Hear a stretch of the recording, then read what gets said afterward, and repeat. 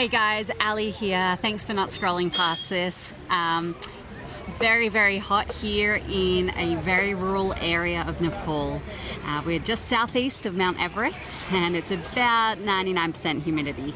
So I'm not going to zoom in any closer, but basically I'm here because there's a nearby city that has an incredible eye hospital that treats around 1,000 patients a day, mostly who need cataract surgeries.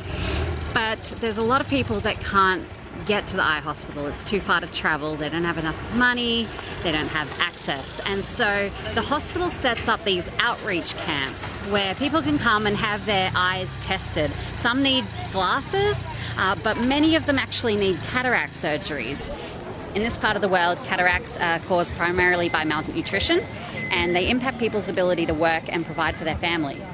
But once they're removed, it's very unlikely that they return. It's almost always a one-time thing. CBM, the organisation that I'm travelling with, has been supporting this hospital for many years and providing it with resources to do these outreach camps.